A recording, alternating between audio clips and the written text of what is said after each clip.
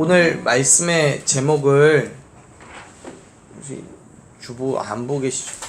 뭐라고 했는지 기억 나시나요? 보셔야 알죠. 배우자를 얻는 법이에요. 오늘 말씀의 제목을 배우자를 얻는 방법이라고 정했지만요, 사실 우리가 지금에 와서 무슨 배우자를 얻겠어요. 그런 의미는 아니고요. 제가 배우자를 얻는 법이라고 정하긴 했지만요, 사실은 그 그리스도 안에서 모든 그리스도인들이 그리스도 안에서 맺어야 할 인간관계의 모습이라고 말하고 싶어요. 왜냐하면 이 말씀에서 보여지는 아브라함이 자기 아들이 이삭의 아내를 얻는 방법이 단순하게 인간적인 욕심과 그런 자기의 만족을 얻기 위한 그런 방법이 아니었기 때문에 그래요.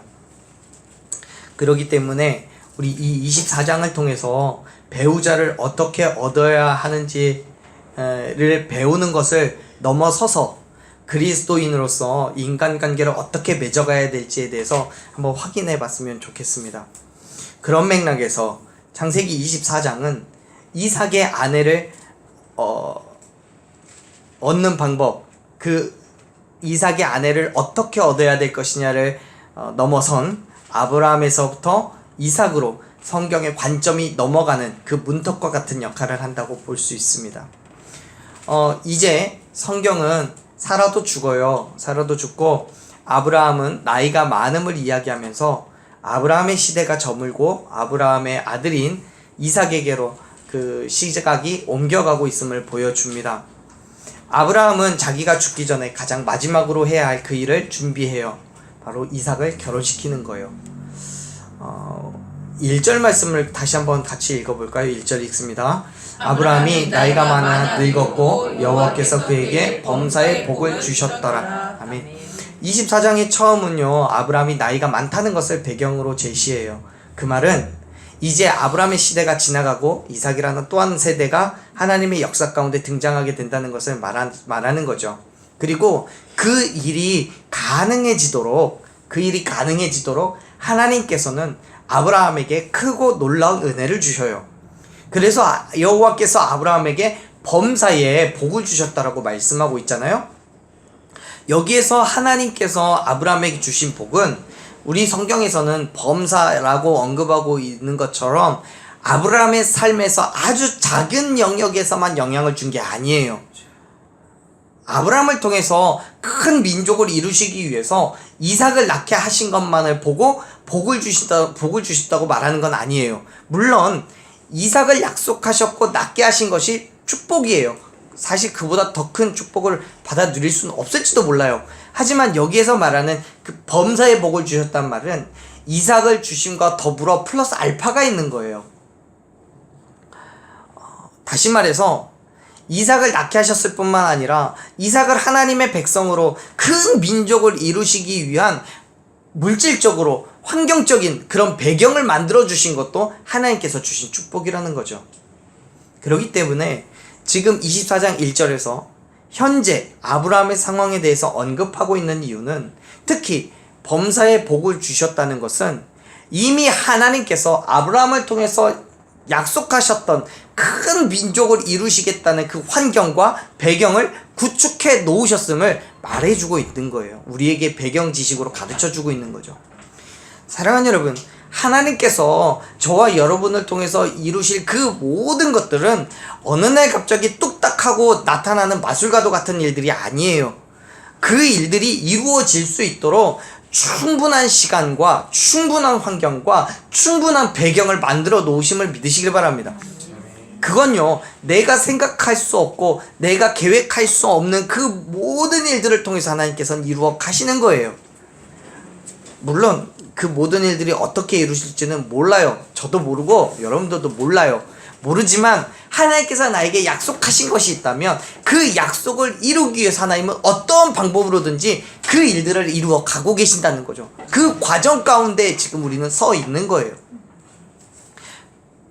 그렇기 때문에 지금 현재의 내 상황을 통해서 인간적으로는 아쉬울 수도 있고, 환경과 배경이 약속을 이룰 만한 상황이 되지 못해서 불안할 수도 있어요.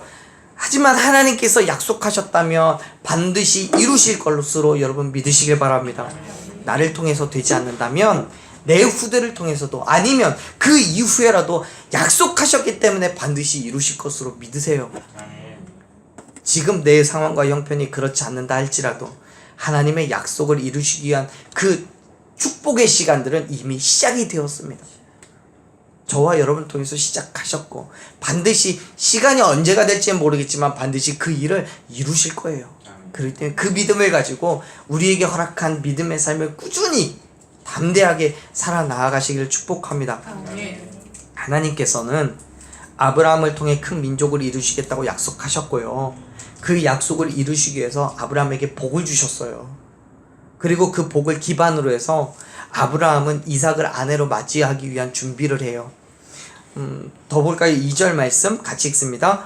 아브라함이 자기 집 모든 소유를 맡은 늙은 종에게 이르되 청하건대 내 허벅지 밑에 내 손을 넣으라. 아멘. 아브라함은 늙은 종을 불러서 말해요. 내 허벅지 밑에 손을 넣으라고요. 2절에서 말하고 있는 그 늙은 종이라고 묘사한 그 종은 15장에 처음 등장하는 엘리에셀이라는 그런 사람이에요. 이 사람은요, 이삭과 이스마엘이 탄생한 이후에 아브라함의 최측근에서 정말 말 그대로 충성을 다한 사람이에요. 그래서 오죽하면 아브라함이 이스마엘이 태어나기도 전에 아브라함이 하나님께 이 엘리에셀을 통해서 큰 민족을 이루십시오라고 얘기할 정도로 아브라함의 신뢰를 받고 충성을 다했던 그런 사람이에요. 그러기도 하지만 이 늙은 종이라는 말의 또 다른 의미는 권세가 있는 종이라는 의미로 사용되기도 합니다. 그 말은 이 늙은 종이 아브라함의 집 전체를 책임지고 있는 청지기로서의 임무를 지고 있었던 사람이라는 거예요. 그래서 아브라함이 이 사람을 믿고 자기 이삭의 아내를 구해올 수 있도록 내보내는 거예요. 특별히 2절에서는 이 늙은 종을 뭐라고 묘사하냐면 자기 집 모든 소유를 맡은 늙은 종이라고 묘사하고 있잖아요. 그래서 그만큼 아브라함은 이 사람을 신뢰하고 있는 거예요. 이 사람에게 자기 허벅지에 손을 넣으라고 말하면서 맹세를 하게 하죠. 허벅지 밑에 손을 넣으라고 하는 건 충성, 절대 복종의 그 맹세를 하던 고대 관습입니다. 그러한 상황 속에서 아브라함은 종에게 이야기해요. 뭘 얘기하냐면 3절 4절 말씀 같이 읽죠. 내가 너에게 하늘의 하나님 땅의 하나님이신 여호와를 가리켜 맹세하게 하노니 이 지방 가나안 족속의 딸 중에서 내 아들을 위하여 아내를 택하지 말고 내 고향 내 족속에게로 가서 내 아들 이삭을 위하여 아내를 택하라. 아멘. 아브라함은 자기가 가장 신뢰하는 늙은 종을 통해서 이삭의 아내를 맡고자 해요. 그리고 이 늙은 종은 자기의 부탁을 받고 이삭의 아내를 찾으러 길을 떠날 때 그 이삭의 아내, 아들의 아내를 찾는 그 기준을 제시하죠. 가장 먼저는 하나님의 계획 안에 있어야 된다는 거였어요. 아브라함은 하늘의 하나님, 땅의 하나님이신 여호와를 가리켜서 맹세하게 하죠. 아브라함이 말하는 하나님은 하늘의 하나님과 땅의 하나님으로 나뉘어서 이야기를 하는 게 아니에요. 하늘을 다스리신 하나님과 땅을 다스리는 하나님이라는 말로 아브라함은 늙은 종이 온 하늘과 온 땅을 다스리고 통치하시는 하나님, 인간의 모든 만물을 주관하시고 이끄시는 그 하나님을 가리켜서 맹세하라고 얘기하는 거예요. 다시 말해서 지금까지 갈대아인의 우르에서부터 하란을 거쳐서 지금 여기 있는 헤브론까지 오는 그 모든 과정 가운데 아브라함에게 역사하셨고 인도하셨고 약속하셨고, 그래서 마침내 이삭을 낳게까지 하신 그 하나님께 이 늙은 종이 맹세하도록 하는 거예요. 이미 아브라함은, 그리고 늙은 종은 하나님께서 약속하신 것을 이루어 가시는 모습을 다 확인했어요. 수많은 시간 동안 이삭을 통해서 봤고요, 이삭을 제물로 바치려고 했을 때 순양을 준비하시는 것도 봤어요. 그렇기 때문에 아브라함은 이삭의 아내를 찾는 그 과정 속에서도 하나님의 인도하심과 예배하심을 믿고 그 앞에 맡겨놓고 있는 거예요. 아브라함이 맡겨놓듯이 그 늙은 종 또한 자기와 같은 믿음으로 맡겨놓으라고 요구하고 있는 거죠. 사랑하는 여러분, 우리의 모든 삶은요, 하나님의 인도하심과 예비하심을 믿음으로 하나님께 맡겨진 삶이어야 되는 거예요. 그 어떤 것 하나라도요, 내 힘으로 내 능력으로 완성할 수 있는 게 없잖아요. 하나님께서 역사하시고 하나님께서 움직이시지 않는다면 어느 순간에서도 우리는 무너지고 쓰러질 수밖에 없어요. 그렇기 때문에 사랑하는 여러분, 하나님의 인도하심을 받으며 우리의 삶의 모든 것을 의심 없이 맡겨놓을 수 있는 그 믿음의 삶이 되시기를 간절히 축원합니다. 그 믿음으로 나아갈 때 하나님께서 일하시는 걸 보는 거예요.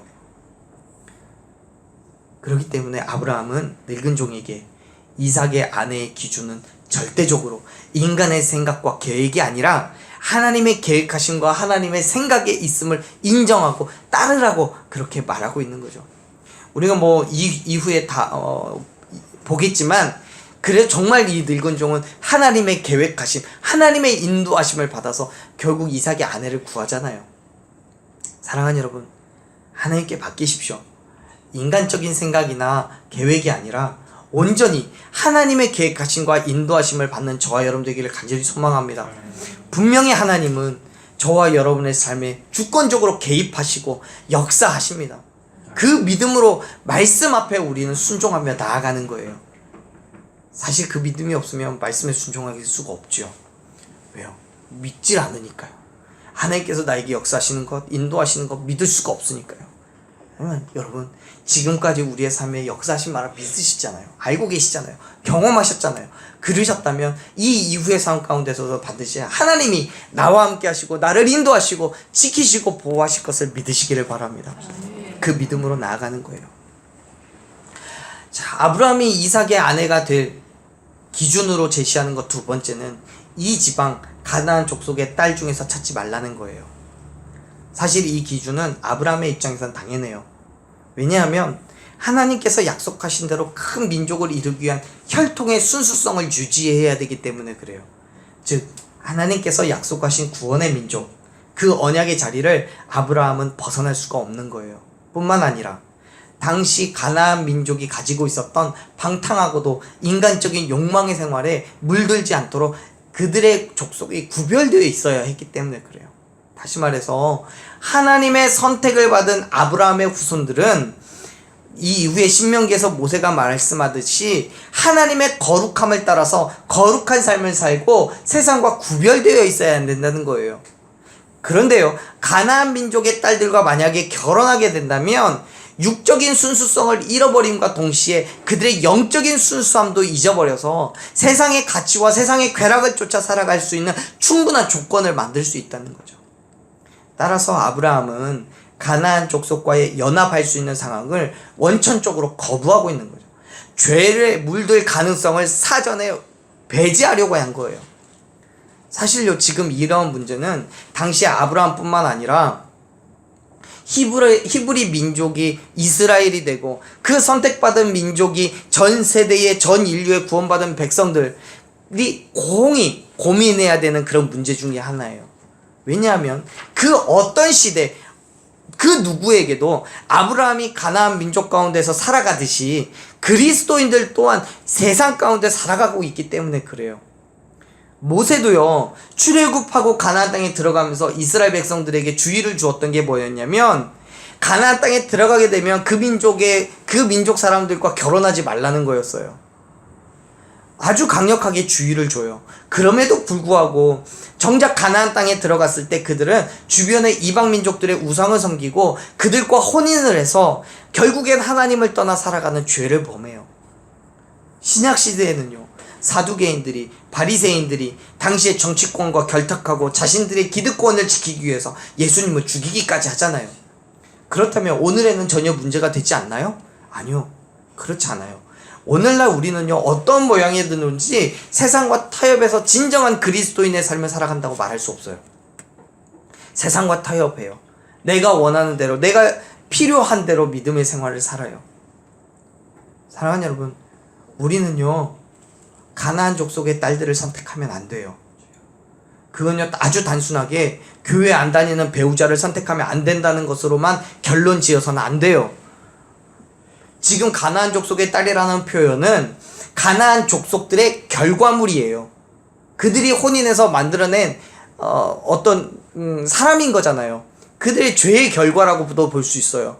그게 오늘날의 입장에서 우리에게는요, 가나안 족속이라고 말할 수 있는 세상이 내어놓은 딸들, 그 결과물을 그리스도인들이 결코 수용해서는 안 된다는 거예요. 왜요? 우리가 세상의 죄악 가운데 물들 수 있기 때문에요. 그리스도인은 철저하게 예수 그리스도와 연합하여서 살아가는 사람들이에요. 그렇기 때문에 그리스도인들은 내 고향, 내 족속에서부터 아내를 택해야 되는 거예요.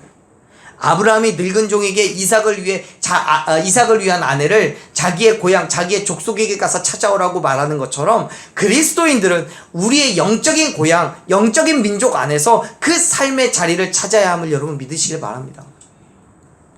물론 우리가 오해하지 말아야 될 것은 아브라함이 늙은 종 엘리에셀에게 자신의 고향, 자신의 족속에게 가서 신부를 구하라고 말한 것이 그들이 정말 너무나도 훌륭한 여호와의 신앙, 그 믿음이 있었기 때문은 아니에요. 다시 말해서 아무리 교회를 다녀도 믿음 생활 잘 하지 않는 사람도 있고요, 교회가 교회 같지 않은 교회들도 있어요. 하지만요, 아브라함은 자신과 같은 혈육을 가진 민족을 통해서 하나님께서 언약하신 그 하나님의 민족에 대한 혈통을 보존하려고 하는 최대한의 노력을 하고 있는 거예요. 그래요. 우리가 믿음의 삶을 살면서 여전히 세상 속에서의 삶도 같이 살아가요. 그 안에서 우리는 끊임없이 그리스도인들과 또 교회와 교제하면서 살아가요. 왜냐하면 세상에서는 찾을 수 없고 있을 수도 없는 그 신앙의 자리를 우리가 지켜야 되기 때문에 그래요. 교회가 엉망진창이고 그리스도인이 제대로 된 모습을 갖추지 못했다고 할지라도요, 세상에서는 얻을 수 없는 유익이 있잖아요. 그게 교회에 있고요, 그게 그리스도인들에게 있어요. 그렇기 때문에 그리스도인들은 영적인 고향, 영적인 민족 안에서 그 자리, 삶의 자리를 찾아야 되는 거예요. 지금 아브라함은 그 영적인 자리를 위해서, 삶의 자리를 위해서 엘리에셀을 그 먼 곳 사란 땅까지 보내는 거예요. 사랑하는 여러분, 저와 여러분이 살아가야 되는 그 믿음의 삶의 자리를 굳건히 지키시기를 축원합니다. 여전히 세상 속에서 살아가고 있지만 세상과 연합하지 마세요. 하나님의 말씀 안에 있는 영적 공동체 안에서 영적인 교제를 소망하십시오. 그 안에서 세상의 죄악에 물들지 않고 믿음의 순수성을 지키는 저와 여러분 되기를 간절히 소망합니다. 네, 엘리에셀이요, 아브라함에게 충분히 있을 수 있는 일에 대한 의견을 구해요. 한번 볼까요? 5절 말씀 한번 읽어보세요. 5절 읽습니다. 종이 이르되 여자가 나를 따라 이 땅으로 오려고 하지 아니하거든 내가 주인의 아들을 주인이 나오신 땅으로 인도하여 돌아가리이까. 아멘. 엘리에셀이 지금 아브라함에게 말하는 건요, 전혀 불가능한 상황이 아니에요. 왜냐하면 후에 또 다시 이야기하겠지만 지금 엘리에셀이 가려고 하는 그 땅, 그 민족, 아브라함의 민족이 있는 그 땅은 하란인데 그 하란 땅이 굉장히 멀어요. 가까운 곳이 아니에요. 굉장히 먼 곳으로 가서 아내를 구해야 되는데, 이삭의 아내를 구해야 되는데, 문제는 뭐냐면 그 아내가 될 그 아가씨의 몸으로 헤브론까지 그 먼 길을 다시 돌아온다는 게 쉽지 않은 거예요. 더 나아가서 결혼의 당사자도 아니고 종의 말을 듣고 온다는 게 정말 거의 불가능한 거예요. 쉽지 않은 거죠. 그러한 측면에서 엘리에셀의 질문은 매우 타당해요. 만약 그 아내가 오려고 하지 않는다면 결혼의 당사자인 아들을 데리고 가도 좋겠습니까? 그 얘기인 거잖아요.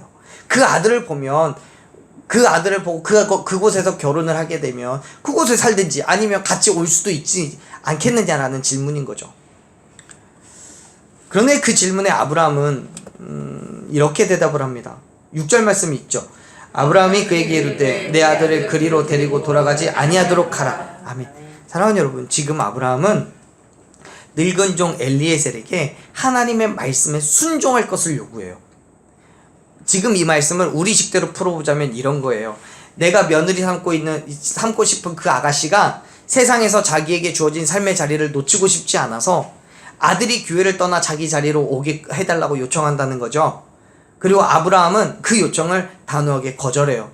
왜냐하면 하나님의 약속은 오직 교회 안에만 있기 때문이에요.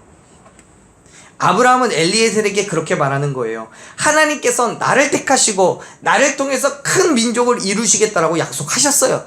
그리고 그 약속은 나뿐만 아니라 내 밑에 이삭을 통해서 이루어가고 있어요. 그 약속은 이 땅에서만 가능한 거예요. 그렇기 때문에 이 자리를 떠날 수 없는 거예요. 7절 말씀 그렇게 얘기잖아요. 7절 말씀 한번 같이 읽겠습니다. 하늘의 하나님 여호와께서 나를 내 아버지의 집과 내 고향 땅에서 떠나게 하시고 내게 말씀하시며 내게 맹세하여 이르시기를 이 땅을 내 씨에게 주리라 하셨으니 그가 그 사자를 너보다 앞서 보내실지라 내가 거기서 내 아들을 위하여 아내를 택할지니라. 아멘. 아브라함은요 이 땅을 결코 떠날 수 없다고 얘기해요. 아브라함뿐만 아니라 그의 자손까지도요. 왜요? 그 땅을 하나님께서 주시겠다고 약속하셨고 지금 그 주신 땅을 하나씩 얻어가고 있는 과정 중에 있기 때문에요. 성경은요 돌아가지 아니하도록 하라라고 꽤나 완곡한 표현으로 되어 있어요. 그런데요 히브리어 원어 성경을 보면요 결코 그렇지 않아요. 거기로 데리고 가지 않도록 주의하라는 매우 분명한 거절이 있어요. 여기서 주의하라는 말은요 언약의 의무, 율법을 지켜 행하다라는 말이 그런 의미가 들어있어요. 다시 말해서 아브라함은 엘리에셀에게 하나님의 언약, 그 말씀을 지켜 행해야 된다라고 강력하게 주장하고 있는 거예요. 그 언약, 그 말씀이 뭐예요? 가나안 땅에 하나님께서 주시겠다고 하셨으니까 그 땅에서 거주하고 살아야 된다는 거죠. 사랑하는 여러분, 그리스도인은 하나님의 언약, 그 말씀을 지켜 행해야 함을 믿으시길 바랍니다. 그런데 여러분 세상을 살다 보면요 믿음을 세상에 맞추어서 타협하고 연합하고 변질된 믿음의 삶을 살아가려고 해요. 하지만요 아브라함은 세상을 믿음에 맞추어서 구별해서 변화시키려고 말하는 거예요. 다시 말해서 하나님의 말씀을 분명한 내 삶의 기준으로 삼고 세상과 싸워 이기라고 말하는 거예요. 아무리 예쁘고 착한 아가씨라고 할지라도요 하나님의 언약으로 들어오지 않는다고 한다면 과감하게 포기하라고요. 하나님은 그를 통해서 결코 은혜를 베푸시지 않는다고요. 이야기하잖아요. 8절 말씀에서요. 8절 말씀 같이 읽죠. 만일 여자가 너를 따라오려고 하지 아니하면 나의 이 맹세가 너와 상관이 없나니 오직 내 아들을 데리고 그리로 가지 말지니라. 아멘. 그래요. 지금 엘리에셀이 선택한 그 여자가 아무리 예쁘고 아무리 능력 있고 아무리 착하고 성실한 아내라고 할지라도 여자라고 할지라도 그 여자가 다 너를 쫓아서 이 땅으로 하나님의 은혜와 계획과 그 말씀 가운데 있는 이 땅으로 들어오려고 하지 않는다면 버리래요. 필요 없어요. 내 아들을 데리고 그쪽으로 가지 말아라고 얘기를 하잖아요. 사랑하는 여러분, 세상이요 아무리 좋아도 하나님 말씀 앞에 온전히 서 있을 수 없다면 과감하게 포기할 수 있는 믿음이 있기를 축원합니다. 그게 그리스도인이에요. 돌아가지 마세요. 끝까지 하나님의 언약 안에서 버티고 견디세요. 내 아들이 아내를 얻지 못해도 괜찮아요. 하나님께서 이 아들을 통해서 큰 민족을 이루시겠다고 약속하셨다면 어떤 방법을 통해서든지 그 일들을 이루어 가실 줄로 믿으시길 바랍니다. 내가 세상의 방법, 세상이 나에게 요구하는 것을 내가 포기한다고 해서 내 삶이 실패하고 내 삶이 정말 세상의 조롱거리가 된다고 생각하지 마세요. 그 삶이 결코 실패한 삶이 아니에요. 하나님께서 말씀하신 것에 순종하면 반드시 그 삶은 성공한 삶으로 하나님께서 만들어 주실 줄로 믿으시길 바라요. 진짜 돌아가지 마세요. 끝까지 하나님의 언약 앞에서 버티고 견디세요. 그래야 하나님의 축복이, 그 은혜가 있습니다. 그래야 하나님의 언약이 우리를 통해서 이루어지는 거예요. 사랑하는 여러분, 지금 아브라함은요 엘리에셀을 통해서 그 큰 민족을, 하나님이 이루시겠다는 큰 민족을 이루는 그 또 다른 발걸음을 내디디려고 하고 있습니다. 그런데 그 발걸음 가운데도 반드시 하나님의 역사하심을 기대하고 있습니다. 그렇기 때문에 사랑하는 여러분, 우리의 이 땅의 삶을 위해서 세상을 선택하지 말고요. 가나안 족속의 딸들과 같이 세상을 선택하지 말고요. 끝까지 믿음을 지키십시오. 뿐만 아니라 세상과 타협하지 않고 믿음을 세상에 맞추어서 변질되고 왜곡된 믿음을 가질 말고요. 오직 오히려 세상을 우리의 믿음에 맞추어서 세상을 정복하고 변화시켜서 하나님의 나라로 그의 발음으로 살아가는 저와 여러분이 되기를 간절히 축원합니다. 그 삶 가운데 하나님의 은혜가 부어줄 줄로 믿습니다. 오늘 그러한 삶을 살아가기 위해서 함께 기도했으면 좋겠어요.